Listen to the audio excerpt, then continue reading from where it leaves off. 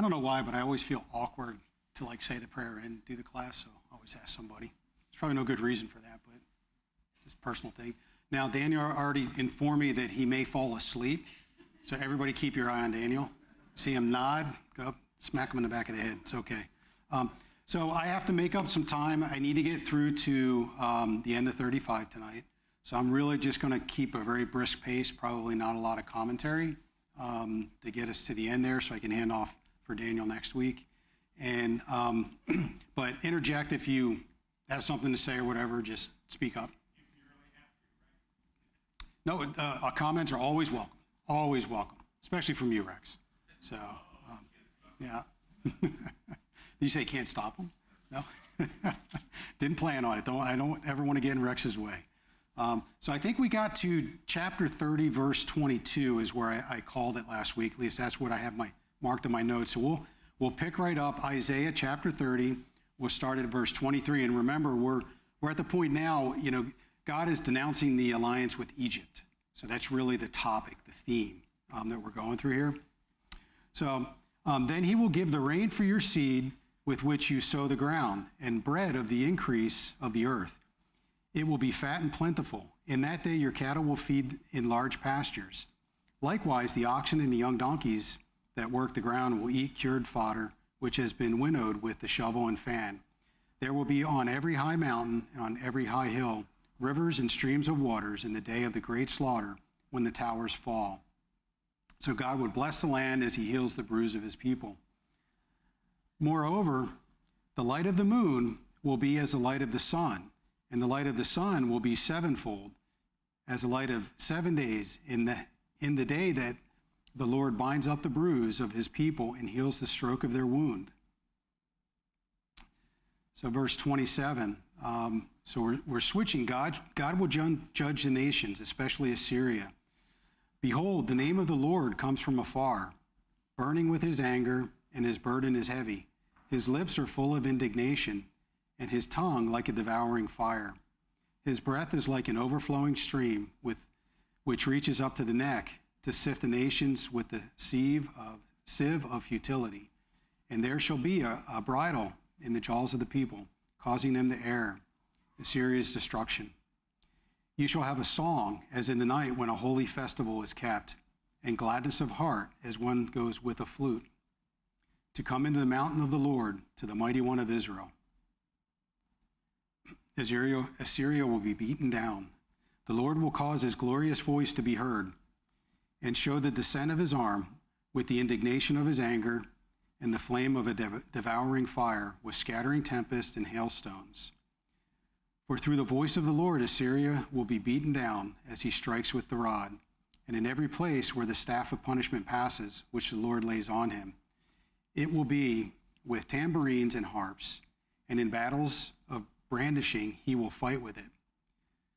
For Tophet was established of old. Yes, for the king it is prepared. He has made it deep and large.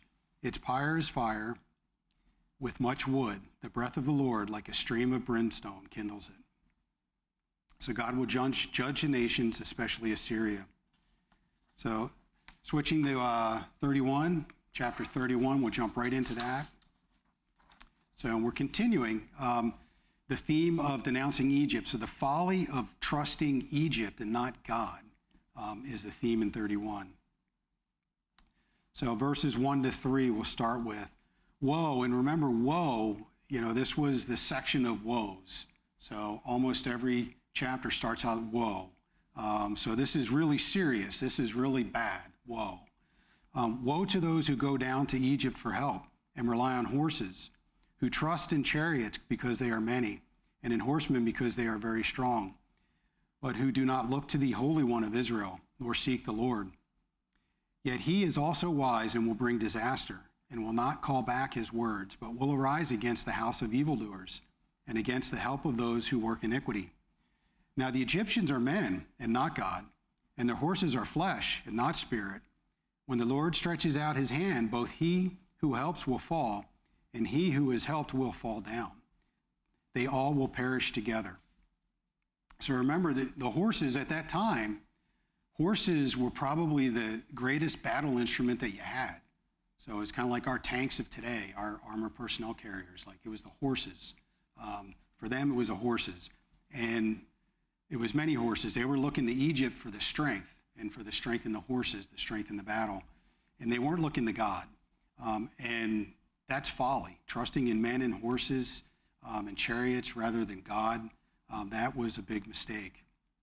God will bring disaster on Egypt and those who helped by her. So, verse 4, for thus the Lord has spoken to me, as a lion roars and a young lion over his prey, when a multitude of shepherds is summoned against him, he will not be afraid of their voice, nor be disturbed by their noise. So the Lord of hosts will come down to fight for Mount Zion and for its hill. Like birds flying about, so will the Lord of hosts defend Jerusalem. Defending, he will also deliver it. Passing over, he will preserve it. So the Lord is the one that can preserve Jerusalem. Not the chariots, not Egypt. Return to him against whom the children of Israel have deeply revolted. For in that day every man shall throw away his idols of silver and his idols of gold. Sin, which your own hands have made for yourselves. So Babylon will destroy Assyria. Then Assyria shall fall by a sword not of man, and a sword not of mankind shall devour him. But he shall flee from the sword, and his young men shall become forced labor. He shall cross over to his stronghold for fear, and his princes shall be afraid of the banner, says the Lord, whose fire is in Zion, and whose furnace is in Jerusalem. Again, Babylon will destroy Assyria. So switching to chapter 32. This one may slow down a little bit. I think I didn't give you all the details here on 31, so I apologize for that. Forgot to hit the clicker. So if you're interested, there you go. So 32, click. Okay, that should give you everything for chapter 32. So in 32, so now we're switching. I got to switch my notes here. Chapter 32, it really describes the coming of the new regime in which a king will reign in righteousness and his princes in justice. It will be preceded by difficult times, but the work of righteousness will produce peace, quietness, and assurance. Now, some think that this king and the reign could refer to Hezekiah or the coming Messiah. So there's debate amongst that. However, the vast majority land on it's the Messiah. So Isaiah is speaking of the coming Messiah in this chapter.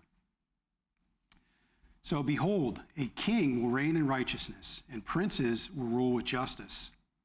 A man will be as a hiding place from the wind, and a cover from the tempest, as rivers of water in a dry place, as the shadow of a great rock in a weary land.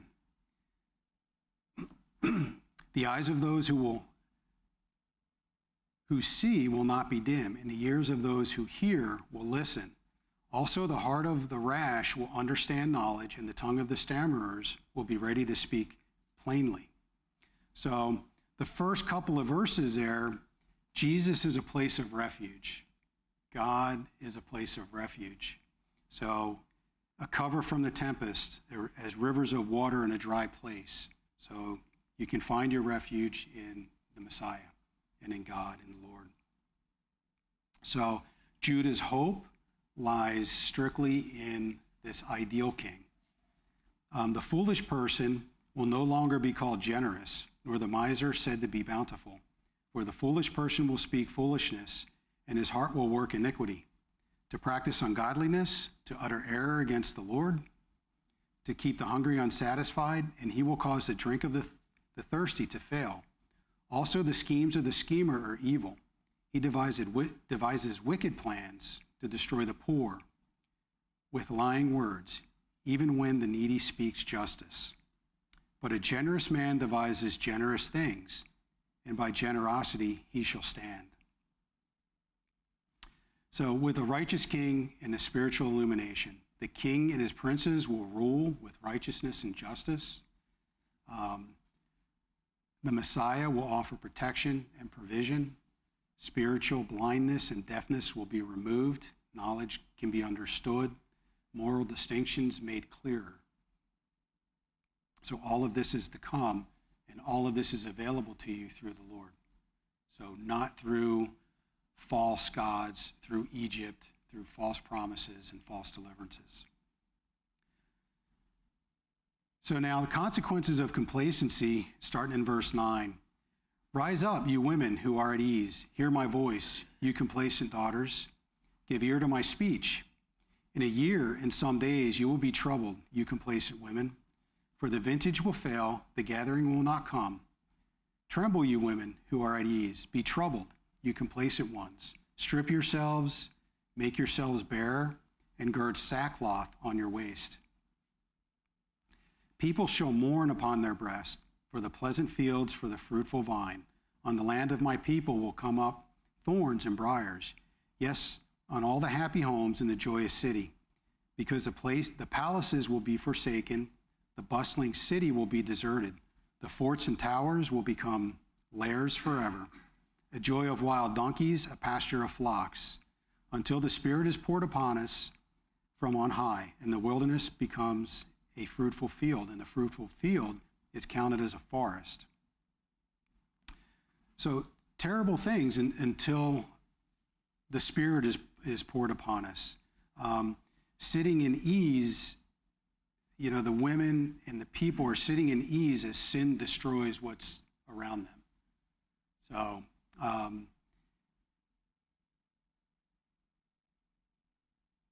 complacency, being self-indulgent, just being comfortable, not doing the work, not seeking the Lord. They're just watching sin destroy all that is around them, when all they have to do is turn and look to the Lord for their deliverance and for their safety. Until they do that, they're doomed. However, the Lord will pour the Spirit upon us, despite all of our wickedness and our shortcomings. Now, then justice will dwell in the wilderness, and righteousness remain in fruitful field. The work of righteousness will be peace, and the effect of righteousness, quietness and assurance forever. My people will dwell in a peaceful habitation, in secure dwellings, and in quiet resting places, though hail comes down on the forest, and the city is brought low in humiliation. Blessed are you who sow beside all waters, who send out freely the feet of the ox and the donkey. So the blessings are for God's people, and they're from God for his people. They will be made available to us, and they can be made available to them. So any comments, questions thus far?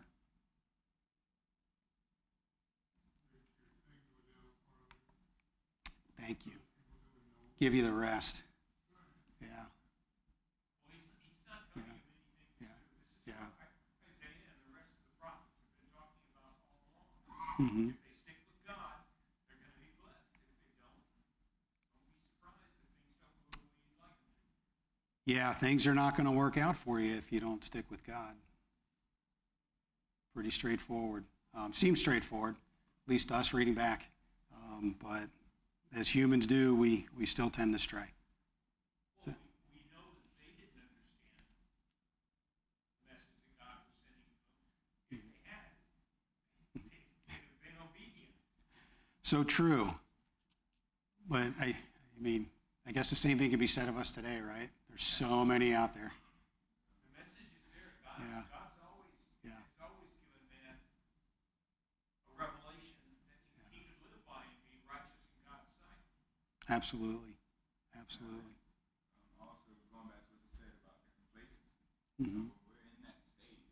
We're being stagnant. I mean, we tend not to pay attention to the things that we need to, what God wants us to.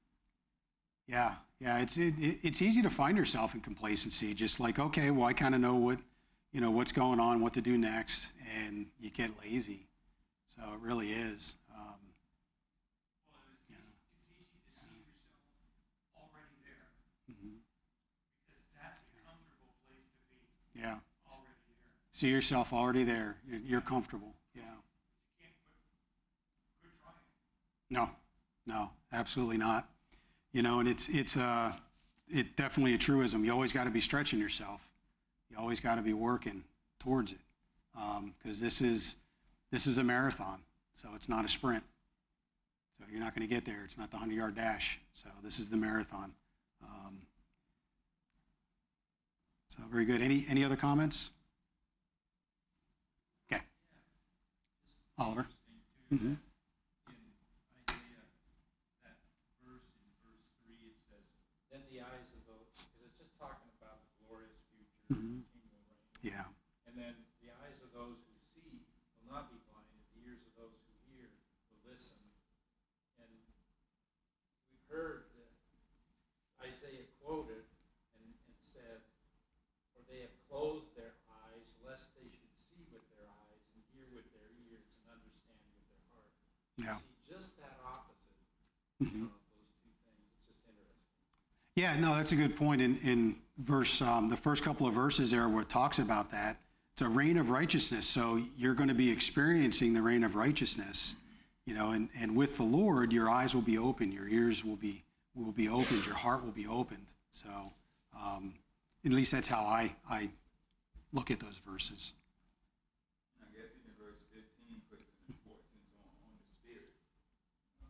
Till the spirit is poured out upon us from on high. We talk Yeah. about all these different things that will take place. You know, the peaceful habitation and all that. So it Yeah. just puts an importance on the spirit.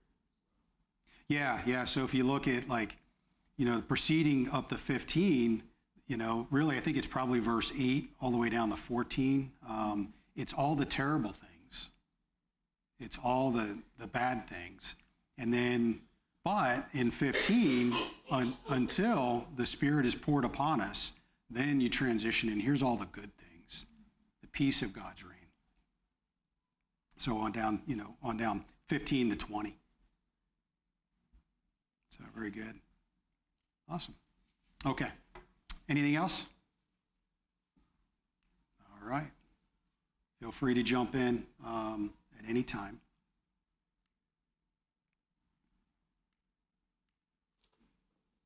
So I'm on 33. I think I didn't even have the slide 32 for you, did I? So you guys want to go back and take a look at that? We'll see if we can do that. Give you 32. So hard to keep on time. Forgot to give you the slides. So there you go. No, it's just the last part of 32. Yeah. There you go. So 33, I think, so 33 and 34. No, it's really 34 and 35, but 33. So 33 depicts how the plunderer Assyria will be defeated, while the plundered Judah looks to the Lord for deliverance and salvation. The Lord will indeed intervene with his might, and Zion will be made a quiet and secure home. Assyria's plunder will be divided while God's people will be healed and forgiven. So that's the overall theme. And Assyria's defeat and Jerusalem's victory is our theme here. Let me see how I got this section out. Oops. No, I got that. So I'll stick with that one right there. So remind me at verse 17 to click. So please. Okay, so 33. Again, we start woe. So woe to you who plunder, though you have not been plundered, and you who deal treacherously, though they have not dealt treacherously with you. So God's judgment is on those in power. When you cease plundering, you will be plundered. When you make an end of dealing treacherously, they will deal treacherously with you. O Lord, be gracious to us. We have waited for you. Be their arm every morning, our salvation also in the time of trouble. At the noise of the tumult, the people shall flee. When you lift yourself up, the nations shall be scattered, and your plunderers shall be gathered, like the gathering of the caterpillar, as the running to and fro of locust. He shall run upon them. The Lord is exalted, for he dwells on high. He has filled Zion with justice and righteousness. Wisdom and knowledge will be the stability of your times and the strength of salvation. The fear of the Lord is his treasure. Surely their valiant ones shall cry outside. The ambassadors of peace shall weep bitterly. Assyria, just envision this. Assyria is all around. The highways lie waste. The traveling man ceases. He has broken the covenant. He has despised the cities. He regards no man. The earth mourns and languishes. Lebanon is shamed and shriveled. Sharon is like a wilderness, and Bashan and Carmel shake off their fruits. So the plunderer himself will be plundered. The plundered looks to the Lord for deliverance. It's a very pitiful state, condition of the land at the time. So Assyria is all around, and it's very difficult times for the people, is what we're talking about here. Now the impending judgment on Zion. Now I will rise, says the Lord. Now I will be exalted.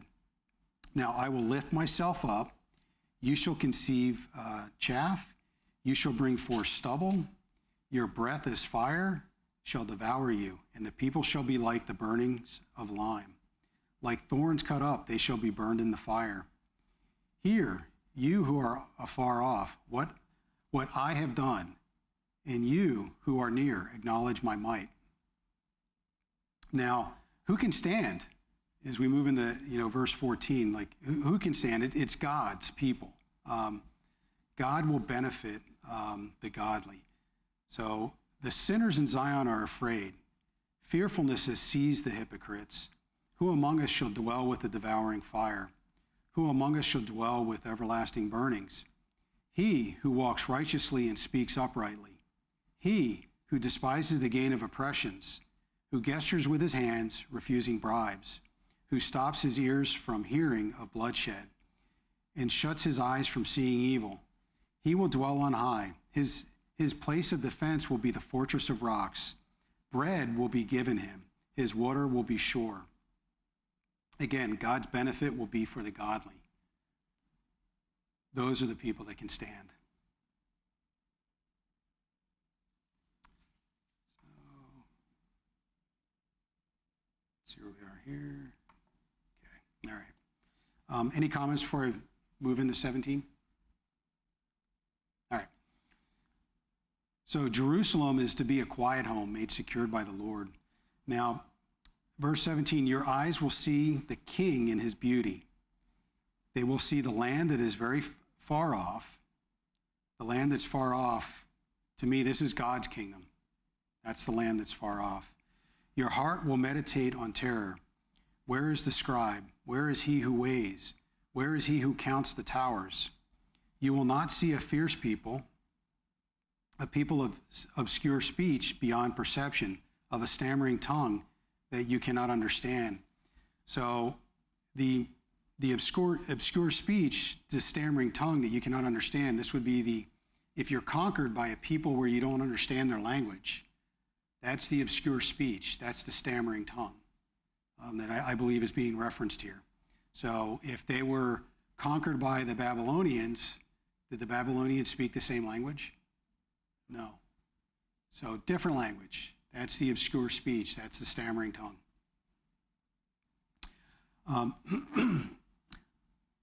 Look upon Zion, the city of our appointed feast. Your eyes will see Jerusalem, a quiet home, a tabernacle that will not be taken down. Not one of its stakes will ever be removed, nor will any of its cords be broken. But there, the majestic Lord will be for us, a place of broad rivers and streams, in which no galley with oars will sail, nor majestic ships pass by. For the Lord is our judge, the Lord is our lawgiver, the Lord is our king. He will save us. Your tackle is loosed. They could not strengthen their mast. They could not spread the sail. Then the prey of great plunder is divided. The lame take the prey, and the inhabitant will not say, I am sick. The people who dwell in it will be forgiven their iniquity. Jerusalem will be a quiet home. Assyria's plunder will be divided. God's people will be healed and secured by the Lord. Any comments, questions on chapter 33? Well, you guys are good. Dan, are you asleep yet? Check. All right. So moving into 34, 34 and 35 fit together as poetry. Chapters 34 and 35, they contain this is the conclusion to this section, to the prophecies delivered by Isaiah during the Assyrian period. So again, this is really poetic. Two parts, both of which proclaim the sovereignty of God. God's sovereignty will be manifested in his judgment on the nations of the world, with a focus on his judgment on Edom in particular. His sovereignty would then be manifested in his salvation for Zion, in which the land will be transformed and the redeemed traveling to Zion with singing and everlasting joy. So as we transition into 34, look how I divided this up. Okay, I think we're good. So this is, we're switching gears, true deliverance in the Lord. This is the sovereignty of God as we walk through these next two chapters. Now, first off, manifested in his judgment on the nations. So verse 1 in chapter 34, come near you, nations, to hear and heed, you people. Let the earth hear and all that is in it, the world and all things that come forth from it. For the indignation of the Lord is against all nations, and his fury against all their armies. He has utterly destroyed them. He has given them over to the slaughter. Also their slain shall be thrown out. Their stench shall rise from their corpses, and the mountains shall be melted with their blood. All the host of heaven shall be dissolved, and the heavens shall be rolled up like a scroll. All their hosts shall fall down, as the leaf falls from the vine, and as fruit falling from a fig tree. So for my sword shall be bathed in heaven. Indeed it shall come down on Edom, and on the people of my curse for judgment. The sword of the Lord is filled with blood.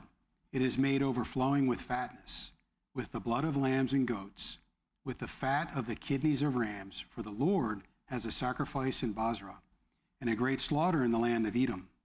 The wild oxen shall come down with them, and the young bulls with the mighty bulls. Their land shall be soaked with blood, and their dust saturated with fatness. So the whole earth is what we're looking at here. Judgment on the nations. For it is the day of the Lord's vengeance, the year of recompense for the cause of Zion. Its streams shall be turned into pitch, and its dust into brimstone. Its land shall become burning pitch. It shall not be quenched night or day. Its smoke shall ascend forever. From generation to generation it shall lie waste. No one shall pass through it forever and ever. But the pelican and the porcupine shall possess it.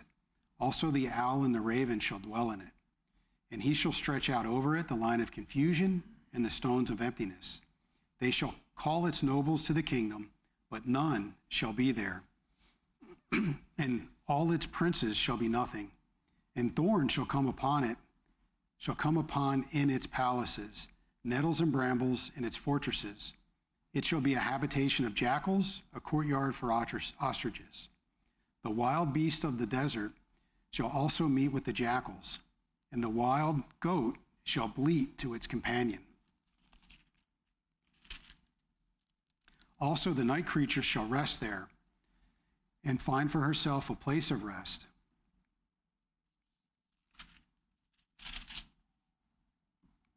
There the arrow snake shall make her nest and lay eggs, and hatch and gather them under her shadow. There also shall the hawks be gathered, everyone with her mate. Search from the book of the Lord and read. Not one of these shall fail, not one shall lack her mate. For my mouth has commanded it, and his spirit has gathered them. He has cast the lot for them, and his hand has divided it among them with a measuring line. They shall possess it forever. From generation to generation they shall dwell in it. I'm going to move right through 35 and then circle back. So 35, so now the salvation is manifested for Zion, and the land is transformed, the weak and the fearful reassured, the blind deaf and lame healed, the dry land filled with pools and springs, and it talks about the highway of holiness. So overall theme is God will provide. Now the wilderness and the wasteland shall be glad for them, and the desert shall rejoice and blossom as the rose. It shall blossom abundantly and rejoice, even with joy and singing. So these are the glories that await God's people. The glory of Lebanon shall be given to it. The excellence of Carmel and Sharon shall see the glory of the Lord. The excellency of our God, strengthen the weak hands and make firm the feeble knees. Say to those who are fearful hearted, be strong, do not fear.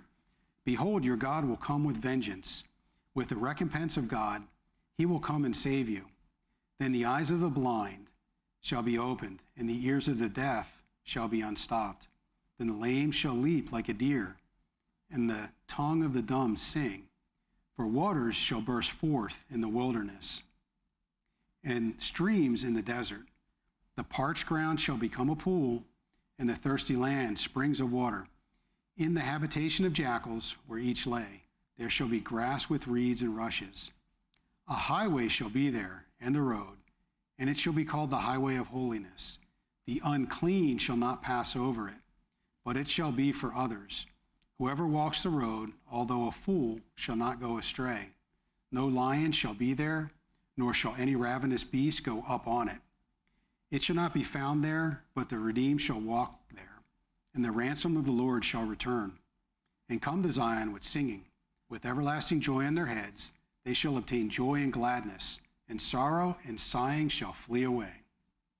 So this is what awaits God's people. This is what God will provide. This is the future glory of Zion, and no unclean person can be on this highway. They can't get on that highway. It's reserved for the redeemed. So, comments, questions? 34, 35. I made better time than I thought I was going to make, so that's actually okay. Good? I'm totally okay being done early, unless, of course, you got a question. So it's kind of hard to fit all this together, but Yeah. I always have to put a date with it. So Mm-hmm. Amos and Hosea both prophesied at about the same time. Mm-hmm. Isaiah is prophesying. Yep. And Isaiah, he's prophesying, and he speaks, I think, mainly perhaps to Israel, because they were the closest to incurring all the wrath that was coming. Yeah, it would have to be. Yeah. Yeah, because what's Israel? That's they fall in 722, 721. 722. Yeah. Yeah.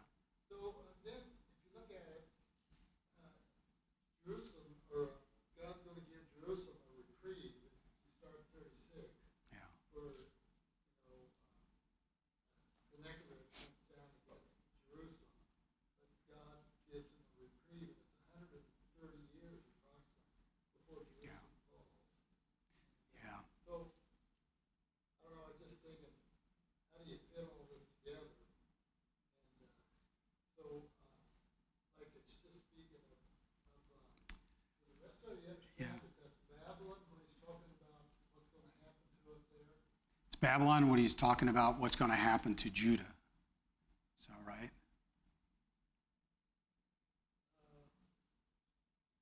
Where is that? Because he's chastising. The way I looked at these chapters, kind of approaching, most of it was Isaiah's like, look at Israel, chastise a little bit, like, look at Israel, look at what can happen to you, pivots to Judah. So you go back and forth, but I think when we get to, Daniel picks it up next week in 36, and I think that's Sennacherib, that's during Hezekiah's time, though. So that would be right then, and I think that's when he advances against Judah during that time frame.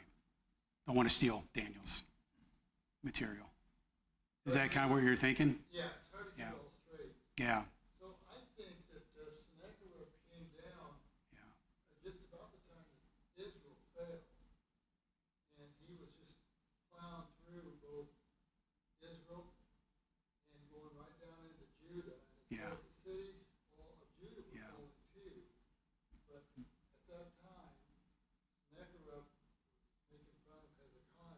Mhm. And then that's when the 185,000 died in one night. And Yeah. since never headed back to, Yeah, you're stealing Daniel's material next week. But that's okay. But yeah, no, time frame wise, like that, I agree. That's how I'm looking at it too, is he's speaking to this. This is what happened in Israel. How much time does it overlap? I don't know for certain, but I think that's all in play at the moment, because you talk about all the suffering, and then you talk about the inference to, Assyria being around them. So that would totally make sense that this is all going on around that time. So that Isaiah is speaking. Any other comments? Questions? All right. Good, we'll call it. So thank you guys, appreciate your attention. So Daniel will have next week, so he will pick up in chapter 36.